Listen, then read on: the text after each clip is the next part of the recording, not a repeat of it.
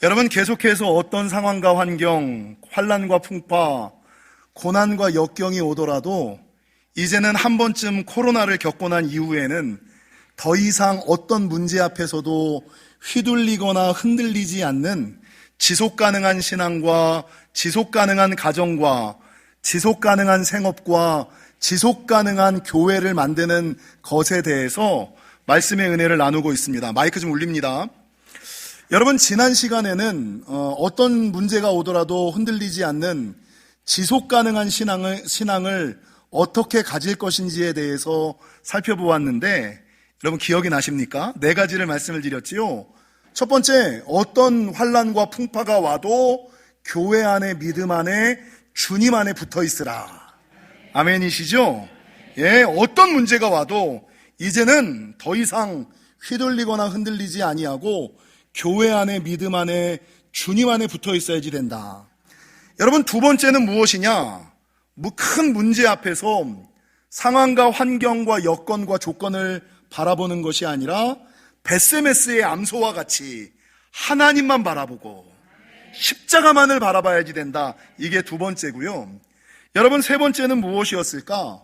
사람들이 인생의 큰 문제를 만나면 그 문제를 자기의 수준대로 다시 자신의 생각대로 문제를 분석하고 파악하려고 하거든요. 근데 그때는 그 문제를 내 생각과 내 수준으로 분석하고 판단하고 결정하는 것이 아니라 하나님의 눈과 성경의 기준을 가지고 하나님의 눈과 성경의 기준을 가지고 판단하고 분석하고 행동해라. 그리고 마지막 4번째가 뭐였죠? 무슨 신앙을 가지라? 삼겹줄 신앙을 가져서 여러분, 나도 언제든지 잘못될 수 있는 존재, 잘못된 판단과 결정을 내릴 수 있는 존재임을 기억하시고 기도하는 사람, 말씀 가운데 서 있는 사람 최소 몇 명? 2명, 나까지 3명을 두고 있어야 위기 가운데 휘둘리거나 흔들리지 않는다라고 말씀을 드렸습니다. 여러분, 오늘은 그 두 번째 시간으로 지속 가능한 신앙은 이렇게 가졌다면 어떻게 하면 지속 가능한 가정을 가꿀 수 있을까? 더 이상 코로나라든지 어떤 큰 환난과 풍파가 와도 휘둘리거나 흔들리지 않는 지속 가능한 가정은 어떻게 만들 수가 있을까? 말씀을 준비하다가 제가 고민에 한 가지 빠졌어요. 이 지속 가능성, sustainability, sustainable 이 단어를 한국교회뿐만 아니라 세계교회에서 개념을 정의 내리고 이야기하는 목회자들이 별로 없어요. 그래서 지속 가능한 가정이라고 영어로 표현하려고 그러다 보니까 sustainable까지는 알겠는데 그 뒤에 house를 써야 되는지 홈을 써야 되는지 패밀리를 써야 되는지 이게 제가 좀 혼동이 되더라고요. 그래서 예전에 안 하던 영어 사전을 찾아서 무엇이 맞는가를 좀 살펴보았더니 패밀리는 관계적인 개념이라 아니고 하우스 아니면 홈인데, 여러분 오늘 주보에는 뭘로 나와 있어요? Sustainable 홈으로 나와 있잖아요. 이게 왜 홈이라고 말씀을 드리냐면 하우스라는 개념과 홈이라는 개념이 외국인들에게는 조금 다른 개념이더라고요. 하우스라고 이야기할 때는 하드웨어적인 건물, 그러니까 나 집 있어, 내가 거기 살아, 하드웨어적인 건물을 이야기할 때는 하우스라고 이야기하지만 가족 간의 사랑, 쉼이 있는 곳, 안식처 이런 개념을 쓸 때는 외국인들은 하우스라고 쓰지 아니하고 늘 홈이라고 썼더라고요. 그래서 지속 가능한 가정은 sustainable family나 sustainable house보다는 sustainable home이 맞겠다라는 생각에 이 단어를 사용했습니다. 여러분, 영어에서 house와 home의 차이가 조금 있는 것처럼 한국말에도 이 집을 표현하는 단어와 표현들이 조금 있어요. 말씀을 준비하다가 보니까 어떤 사람은 집 안에 사는 사람이 있는가 하면 어떤 사람은 집구석에 사는 사람이 있더라고요. 아시죠? 예전에도 제가 나는 집에 있어, 난 집구석에 살아. 집 안에 사는 사람과 집구석에 사는 사람, 이게 조금 다르게 표현되어지는 용어더라고요. 여러분, 내가 집 안에 사는 사람인지 집구석에 사는 사람인지 무엇으로 구분할 수 있을까? 제가 한 주 동안 좀 고민을 해봤거든요. 나는 집 안에 사는 사람인지 집에 사는 사람인지 집구석에 사는 사람인지 한번 판단을 해보세요. 퇴근하고 나서 집에 들어가고 싶으면 집에 사는 사람이에요. 근데 퇴근하고 나서 들어가기 싫으면 집구석에 사는 사람이에요. 집에 들어갔을 때 방문이 열리고 가족들이 모이면 집에 사는 사람이에요. 근데 문을 열고 집에 들어갔는데 모였던 사람들이 방문이 닫히며 흩어지면 이 집구석에 사는 사람이에요. 여러분, 집에 있을 때 집에 있는 거에 편해. 집에 사는 사람이에요. 근데 집에 있는 것이 불편하고 자꾸 나가고 싶잖아요. 이 집구석에 사는 사람. 여러분, 이거 남자들의 표현은 조금 다르게 표현하는 사람들이 있더라고요. 하루 힘들게 일하고 집에 딱 들어갔을 때 누군가가 밥을 차려주면 집에 사는 사람이야. 근데 하루 종일 고생하고 집에 들어갔는데 내가 차려 먹어야지 되는 사람, 이 집구석에 사는 사람. 남자들은 이런 것들을 통해서 집에 사는 사람인지 집구석에 사는 사람인지를 좀 구분을 하더라고요. 여러분, 한국말에도 집에 사는 사람과 집구석에 사는 사람이 있고요. 이 집 안에도 되는 집안이 있고 안 되는 집안, 망하는 집안이 있어요. 무슨 차이가 있을까? 이것도 제가 한 주 동안 지금 고민을 했거든요. 여러분, 되는 집안은 얼굴을 보면 반가워. 아침에 헤어지고 퇴근하고 돌아왔는데 반가워. 여보 잘 지냈지? 어떻게 지냈어? 얼굴을 보고 반가우면 되는 집안이에요. 근데 얼굴을 보면 짜증이 나. 아유, 이게 안 되는 집구석. 여러분, 되는 집안은 같이 있으면 편해요. 되는 집안은 같이 있으면 편해요. 근데 안 되는 집구석은 같이 있으면 어색하고 불편해. 여러분, 되는 집안은 상대방의 근황과 하루가 궁금해. 여보 오늘 뭐 했어? 그 회사에서 별일 없었어? 이게 되는 집안이에요. 근데 안 되는 집구석은 상대방의 하루와 근황이, 건강이 관심이 없어.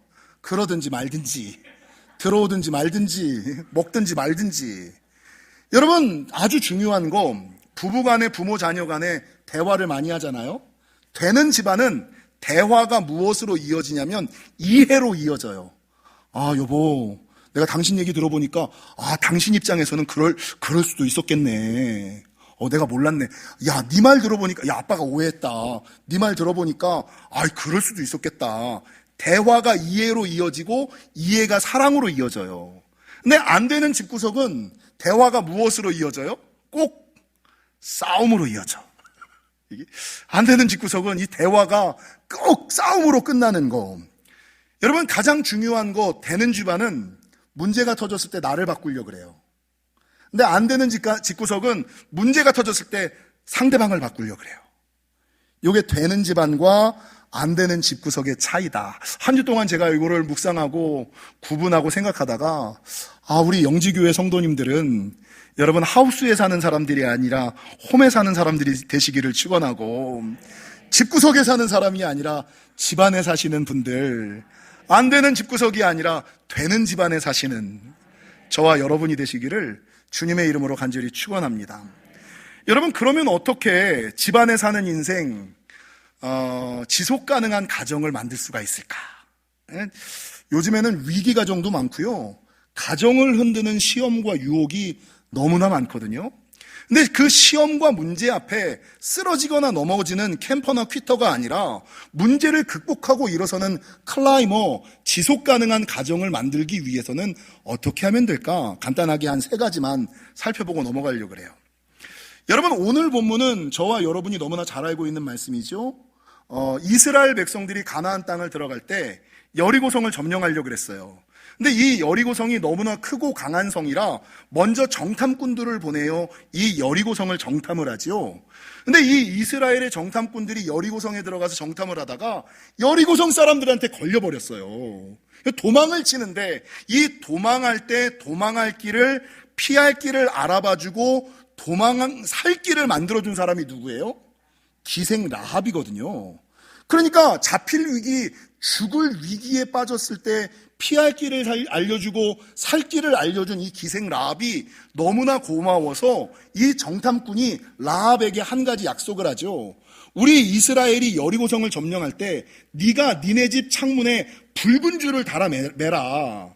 그러면 내가 이 붉은 줄을 사인으로 보고 네 집 안에 누가 있든지 간에 내가 다 살려줄게. 건드리지 않을게. 내가 무조건 살려줄게. 라고 약속을 했고, 이 약속대로 기생 라합은 이스라엘이 쳐들어올 때 자기 집 창문에다가 붉은 줄을 달고 자기 주변에 아는 사람들, 가족들, 가문들, 친한 사람들을 자기 집으로 다 불러들인 거예요. 그리고 이 불러들여서 붉은 줄을 매달았더니 이스라엘이 여리고성을 점령할 때 붉은 줄이 매달려 있는 집 안에 있는 사람들에게는 손대지 않고 생명이 건져지는 은혜가 있었다. 요게 요 내용 아닙니까? 여러분, 기생 라합 이야기는 여기서만 끝나는 것이 아니라 이 한 사람 라합의 행동과 결정으로 말미암아 가정과 가문을 살릴 뿐만 아니라 후에 이 기셉이 누구와 결혼을 하냐면 여리고성을 정탐할 때 정탐꾼이었던 살몬과 결혼을 해요. 기생이었던, 이방인이자 기생이었던 라합이 이스라엘 민족과 결혼하여 하나님 나라 백성이 돼요. 그리고 이 라합과 살몬이 결혼하여 낳은 아들의 아들이 누구냐? 룻기에 나오는 룻이 결혼한 보아스. 여러분, 보아스가 누구를 낳아요? 이새를 낳죠. 이새가 누구를 낳아요? 다윗을 낳죠. 다윗 가문에서 누가 오셨어요? 예수님이 오셨어요. 여러분, 생각해 보면 기생 라합이 이때 혈연을 생각하고 학연을 생각하고 지연을 생각하고 사람들의 시선을 생각하면서 야, 저 사람들 도울 필요 없어, 살릴 필요 없어 라고 못 본 채 하고 내버려 두었다면 라합뿐만 아니라 라합의 가정과 가문 전체가 여리고성이 무너질 때 몰살당하고 말살당할 수가 있었어요. 그러나 사람들의 시선 신경 쓰지 아니하고, 여러분, 이 문제를 민족의 관점, 혈연의 관계, 지연의 관계, 학연의 문제로 바라보는 것이 아니라 지난 시간에 지속 가능한 신앙은 하나님의 눈과 성경의 관점으로 문제를 파악하고 결정하고 행동해야 된다는 것처럼 하나님의 눈으로 이 문제를 바라보고 하나님의 편에 섰을 때 한 사람 라합의 결정으로 말미암아 가정과 가문과 모든 이들이 구원받는 놀라운 역사, 예수님의 조상이 되는 은혜를 경험했다라고 오늘 본문은 우리에게 말하는 거예요. 그래서 오늘 본문을 통하여 제가 여러분에게 드리고자 하는 말씀은, 여러분, 위기의 시대, 흔들리지 않는 가정, 흔들리지 않는 가문, 영향받지 않고 든든한 뿌리 내리는 가족을 이끌기를 원하신다면 내 가정과 가문에서 누구 한 사람은 라합과 같이 붉은 줄 신앙, 영적 기둥의 믿음을 가지셔야 된다는 거예요. 여러분, 붉은 줄 신앙과 영적 기둥 신앙이 뭐예요? 좀 전에 말씀드린 것처럼 이게 뭐냐면요, 출애굽 당시에 죽음의 사자가 애굽을 둘를 때 하나님이 약속한 게 한 가지가 있죠. 어린 양의 피가 발라져 있는 집에는 재앙이 가까이 하지 않을 것이다. 요것과 마찬가지로 붉은 줄 신앙이라는 것은 어린 양의 보혈의 능력을 믿는 사람을 의미하는 거고요. 후에 예수님이 십자가에 달려 돌아가시고 난 이후에는 십자가의 능력을, 십자가의 삶을 살아가는 사람이 붉은 줄 신앙이에요. 그러므로 나 한 사람이라도 붉은 줄 신앙, 나 한 사람이라도 영적 기둥의 사람, 영적 기둥의 믿음을 가지고 살아갈 때 나뿐만 아니라 내 가정, 나뿐만 아니라 내 가문이 구원받는 역사가 있다. 사도행전 16장에 보면 바울과 실라가 빌립보 감옥에 갇히는 장면이 나오죠. 여러분, 이 바울과 실라는 믿음이 좋은 사람들이라 감옥에 갇혀 매를 많이 맞고 그렇게 힘들고 어려운 상황임에도 무엇을 하냐면 찬양하고 기도해요. 그 상황 가운데서도 하나님을 예배하는 믿음, 그리고 이 예배하는 믿음 가운데 하나님께서 기적을 일으키셔서 지진이 일어나고 옥문이 열려요. 근데 이때 옥문이 열렸을 때 이 바울과 실라를 지키던 간수가 있었거든요. 이 간수의 책임은 뭐예요? 죄수를 지키는 거잖아요. 근데 지진이 나서 옥문이 열렸으니 죄수들이 도망갔을 거고, 그러면 그 책임을 누가 져야 되냐면 내가 져야 되잖아요.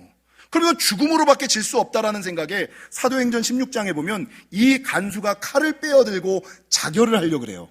어차피 뭐 죄수도 놓쳤으니 내가 죽을 거니 그냥 죽어버리자. 칼을 빼고 자결을 하려고 하는데 이때 바울과 실라가 이 간수에게 뭐라 그러냐면, 야, 우리 도망가지 않았어. 나 살자고 남 죽이는 우리 그런 믿음 아니야. 옥문이 열렸어도 우리는 그냥 여기에 있어. 아니, 이게 자기 살자고 남 죽이는 그런 믿음이 아니라 여전히 그 안에서 죽지 마, 이렇게 얘기하는 바울을 보니까 이 간수가 너무 이 감동이 되는 거예요. 그래서 이 간수가 사도 바울에게 뭐라고 얘기를 하냐면, 어떻게 하면 당신과 같은 믿음을 가질 수 있습니까? 어떻게 하면 구원을 얻을 수 있습니까? 라고 물어요. 그때 사도 바울이 뭐라고 대답했냐면, 사도행전 16장 31절, 저와 여러분이 너무나 잘 아는 말씀, 주 예수를 믿으라.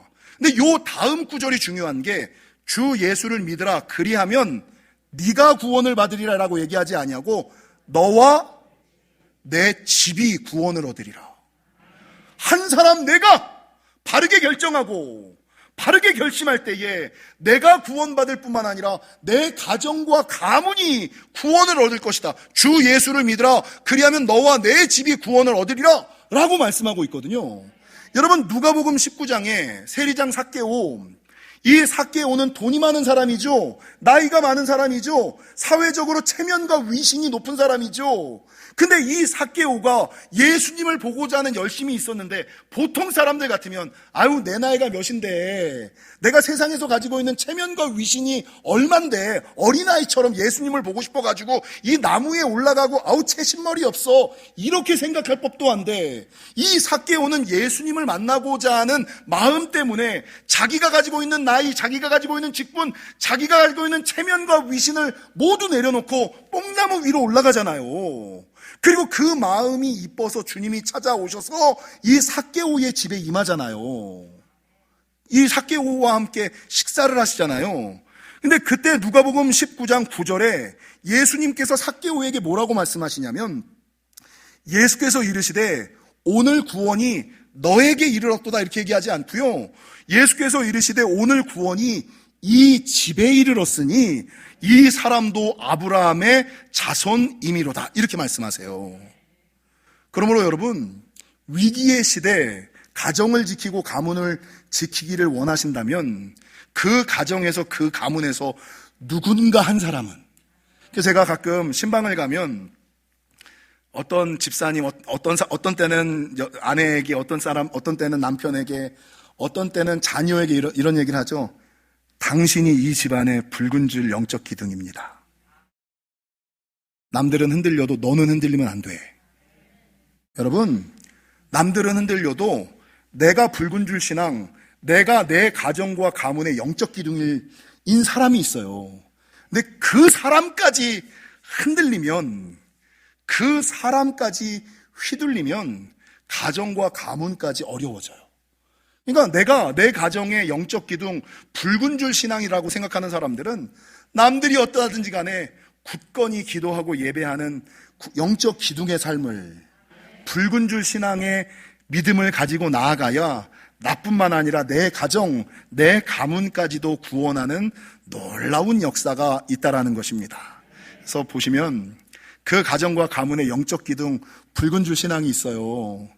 여러분, 조금 힘들고 어려우셔도 내가 내 가정의 영적 기둥, 붉은 줄 신앙이다라고 생각하시고, 내가 쓰러지면 다 쓰러진다, 내가 넘어가면 다 넘어간다 라는 위기의식을 가지시고, 나는 내 가정과 가문의 영적 기둥, 붉은 줄 신앙으로 굳건히 버티시는 저와 여러분이 되시기를 주님의 이름으로 간절히 축원합니다. 여러분, 두 번째, 지속 가능한 신앙이 되기 위해서는 누구 하나라도 영적 기둥, 붉은 줄 신앙으로 살아가야 될 뿐만 아니라, 가정에서 한 명은, 두 번째, 옆 사람이랑 이야기하겠습니다. 서로 잘합시다. 가정의 문제를 해결할 때, 제가 지금까지 가정사역을 하고 가정의 문제를 해결할 때 가장 안타까운 게 뭔지 아세요? 그러니까 모든 가정은 문제가 있어요. 모든 가정은 문제가 있고 모든 사람은 어려움이 있어요. 그리고 모든 사람은 그 문제를 해결하려고 하는 의지가 있어요. 근데 문제는 한 사람이 문제를 해결하려고 하는 마음이 있고 은혜가 있을 때는 다른 사람이 그 문제를 해결하고 싶은 마음이 없고 믿음이 없다는 거야. 그러니까 여러분, 남편은 이 문제를 해결하고 싶어. 근데 이미 아내는 마음이 상해서 그 문제를 해결하고 싶지가 않아. 그리고 조금 지나서 아내도 그럼 이제는 문제를 내가 해결해야겠다라고 남편에게 말을 거는데, 이 남편은 내가 먼저 노력했는데 네가 거절했기 때문에 이미 마음이 상해서 나도 해결하고 싶은 마음이 없어. 그래서 여러분, 요게 뭐냐면 미국 말로는 핀트가 안 맞는, 일본어로는 아다리가 안 맞는 부부관계, 가정관계, 이게 문제인 거예요. 마음이 없는 게 아니야. 내가 믿음이 있고 내가 은혜가 있을 때는 상대방이 믿음이 없고 상대방이 은혜가 없고, 상대방이 믿음이 있고 상대방이 은혜가 있을 때는 내가 믿음이 없고 내가 마음이 없는, 이 핀트가 안 맞는 관계, 아다리가 맞지 않는 관계 때문에 둘 다 문제를 해결하고 싶지만 문제는 해결되지 않는 삶을 살아가는 사람들이 너무나 많다는 거죠. 그래서 부부관계에 있어서, 가정 문제에 있어서, 부모 자녀의 문제에 있어서 제일 중요한 거, 제가 지금까지 가정사역을 하면서 결론 내린 것은 무엇이냐? 한 사람만 잘해서는 안 되고 서로 잘해야지 된다. 여러분, 성경에서 아름다운 가정의 모습을 보여주는 본문이 베드로전서와 에베소서 5장과 6장에 나오거든요.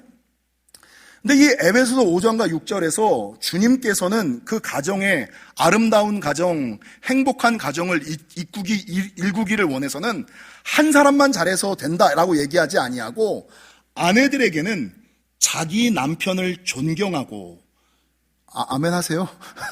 자기 남편을 존경하고 순종할 뿐만 아니라 주님께 하듯이 복종하라, 이렇게 말씀하세요. 아멘이시죠? 자기 남편을 우습게 여기지 말고 좀 존경을 좀 하라고. 남자들 다 느낍니다. 내가 지금 존경을 받는지 우습게 여김을 받고 있는지 여보나 다 알아. 알거든요. 그러니까 주님이 아내들에게는 너 남편을 존경하고 순종할 뿐만 아니라 주님께 하듯이 복종해야 돼, 이렇게 얘기를 해요. 근데 성경에 아내들에게서만 이렇게 얘기하는 것이 아니라 아내들에게 얘기하고 나서 남편들에게 뭐라 그러냐면, 야, 니네 남편들은 아내들을 귀한 그릇 다루듯이 좀 다뤄야지 돼. 그래서 아내들은요, 거친 말 거친 행동으로 해서는 사랑을 못 느껴요. 귀한 그릇 다루듯이 애지중지, 마치 거친 말에 깨질까, 거친 행동에 부서질까 하여 귀한 그릇 다루듯이 애지중지하고, 그 아내를, 자기를 사랑하듯이 아내를 사랑하라. 그러니까 나에게 10만 원을 썼으면 아내에게도 동일하게 10만 원을 쓰고, 내가 놀고 싶으면 아내도 놀게 하고, 자기 사랑하듯이 아내를 사랑하라. 아내들에게도 얘기하고 남편들에게도 얘기해요. 그러면서 부모들에게만 얘기하는 것이 아니라 자녀들에게 얘기하죠. 내 부모를 공경하고 순종하라. 자녀들에게만 얘기할 뿐만 아니라 부모들에게 또 얘기해요. 내 자녀를 노엽게 하지 말고. 그래서 여러분, 재밌는 것은요, 아내는 남편에게 복종할 수 있는데 자녀는 부모에게 복종하지 할 수 없습니다. 이 원칙이에요. 자녀는, 야, 너 내가 낳아줬잖아, 무조건 내 말 들어. 이게 아내는 되는데 자녀는 안 돼요. 그래서 성경에 보면 아내들을 향하여는 남편에게 복종하라고 그러지만 자녀들을 향하여는 내 자녀를 노엽게 하지 말아라. 이게 뭐냐면 이해되는 틀, 걔가 받아들일 수 있는 영역 안에서만 하라는 거예요. 노엽게 하지 마. 네 거라고, 네 소유라고 맘대로 하지 말고, 무조건 들으라고 하지 말고, 이해되고 받아들여지는 선 안에서만 그 아이를 케어하고, 네 방법과 네 스타일대로 가르치지 말고 오직 주의 교훈과 훈계로 양육해야 한다. 그래서 여러분, 지속 가능한 가정을 꾸리기 위해서 제일 중요한 것은 무엇이냐? 서로 잘하셔야지 된다. 요한복음 13장 34절, 새 계명을 너희에게 주노니 서로 사랑하라. 내가 너희를 사랑한 것 같이 너희도 사랑하라. 그래서 여러분, 조금 조심스러운 말씀이지만 기독교의 첫 번째 정신은 하나님 사랑이에요. 기독교의 두 번째 정신은 뭐예요? 이웃사랑. 기독교의 세 번째 정신은 뭔지 아세요? 서로 사랑. 옆 사람이 인사해서 서로 잘합시다. 한 사람만 잘해서는 안 되고요, 서로 잘하셔야지 돼요. 여러분, 세 번째, 세 번째, 한 사람이라도 그 가정에서 영적 기둥, 붉은 줄 신앙을 가지고 있어야지 되고, 두 번째, 서로 잘해야지 되고, 세 번째, 지속 가능한 가정을 만들기 위해서 가장 중요한 것은, 옆 사람에 인사하겠습니다. 먼저 잘합시다. 많은 사람들이 네가 잘하면 내가 잘할게라고 얘기를 해요. 근데 성경의 원칙은 세상의 원칙과는 전혀 다르죠. 지는 자가 이기는 자고, 낮은 자가 높인 자고, 섬기는 자가 섬김을 받는 자보다 나은 자다라고 주님은 분명히 말씀하시잖아요. 가정에서의 관계도 마찬가지로 네가 잘하면 내가 생각 한번 해볼게, 이게 아니라 서로 잘해야 되지만 누가 먼저 잘해야지 되느냐? 내가 먼저 잘해야지 된다. 내가 먼저 잘해야지 된다. 이 얘기는 제가 가정과 관련된 설교를 할 때 너무나 많이 했던 이야기이기 때문에 굳이 더 이상 드릴 필요는 없어요. 지나간 일이니까 이제 제가 웃으면서 이야기를 합니다만, 사실 제가 지지난 수요일 특세 끝나고 명절주 수요일 날 쓰러졌어요. 전혀 쓰러졌던 것 같이 안 보이시죠? 근데 예전에 목회를 하다가 한 번 쓰러진 적은 있는데 이번에 두 번째 쓰러졌는데, 요번에 쓰러졌던 것은 예전에 쓰러진 거랑 조금 달라요. 그 전에 쓰러질 때는 제가 쓰러지는 걸 제가 의식을 했거든요. 내가 쓰러지네. 그럼 몸이 굳어서 쓰러졌는데 요번에는 제가 쓰러진 의식이 없어요. 쓰러져 있는 동안의 기억이 완전 블랙아웃이야. 내가 왜 쓰러졌는지, 쓰러진 동안에 무슨 시간이 있었는지, 얼마나 쓰러졌는지 전혀 의식이 없는 상태로 쓰러졌고, 두 번째는 제가 쓰러졌을 때 우리 안사람의 얘기에 의하면 눈을 뜨고 쓰러졌다는 거예요. 샤워를 하고 나오다가 이렇게 서 있다가 뒤로 이렇게 제가 쓰러졌대요. 딱 쓰러졌는데 우리 안사람이 침대에서 그걸 보고 너무나 놀래서 막 달려온 거죠. 그런데 제가 눈을 이렇게 뜨고 있는데 이 눈 동공에 초점이 없고, 천장을 바라보고 있는 눈 동공에 초점이 전혀 없더라는 거예요. 여보요 그러는데 제가 이렇게 뜨고 있던 눈, 초점 없는 눈을 쓱 감더래요. 그러면 우리 안사람 입장에서 뭐예요? 죽은 거다. 너무나 놀래가지고 손을 벌벌벌 떨면서 핸드폰을 여는데 너무 놀래니까 이게 핸드폰이 안 열리는 거예요. 119가 안 눌려지는 거예요. 그 샤워했던 제 몸을 만지고 손에 물기도 있고, 그래서 이 119도 전화도 못하고 막 이래가지고 어찌할 바를 다시 저한테 다가와가지고 제 심장을 때린 거죠. 제가 심장이 좀 안 좋으니까 제 심장을 탁탁탁탁탁 때린 거죠. 한참 지나니까 감았던 눈을 이렇게 뜨면서 왜? 무슨 일이야? 이러고 뜨더라는 거예요. 이렇게 지지난 주간에 있어서 그래가지고 이제 제가 새벽 예배를 조금 쉰 거예요. 그래서 지금도 아마 혹시나 심장에 이상이 있지는 않을까 싶어서 기계를 달고 있는 상황이에요. 근데 그 일을 딱 겪으면서 제가 느낀 게 뭔지 아세요? 누구나 다 겪을 수 있고 누구나 다 경험해본 일들이잖아요. 그걸 겪고 나서 느낀 게 뭔지 아세요? 지속 가능한 가정, 행복한 가정을 누리기 위해서는 서로 잘해야지 되고 먼저 잘해야 되지만 제일 중요한 거, 옆 사람이랑 인사하겠습니다. 있을 때 잘합시다. 맞지요? 네, 서로 잘하는 것도 중요하고 먼저 잘하는 것도 중요하지만 제일 중요한 게 뭐예요? 있을 때 잘하셔야 돼. 있을 때. 네, 있을 때. 죽으면 아무 소용없고 아무 의미 없어요. 그때는 고치려고 해도 바꾸려고 해도 그때는 이미 늦었다. 사랑하는 성도 여러분, 앞으로 점점 우리가 사는 세상은 힘들고 어려워서 세상의 환난, 풍파, 걱정, 근심, 문제가 우리의 영혼을 흔들고 가정을 흔들고 생업을 흔들고 교회를 흔들 거예요. 근데 그 문제 앞에서 맨날 쓰러지고 넘어지고 휘둘리고 엎어지는 그런 캠퍼나 퀴터의 삶을 살아가는 것이 아니라 그 문제와는 관계없이 그 문제를 이기고 넘어서서 문제와는 전혀 관계없이 지속 가능한 신앙, 지속 가능한 가정, 지속 가능한 생업, 지속 가능한 교회를 누리시며 여러분 집에 사시는 행복한 집에 사시는 저와 여러분이 되시기를 주님의 이름으로 간절히 축원합니다.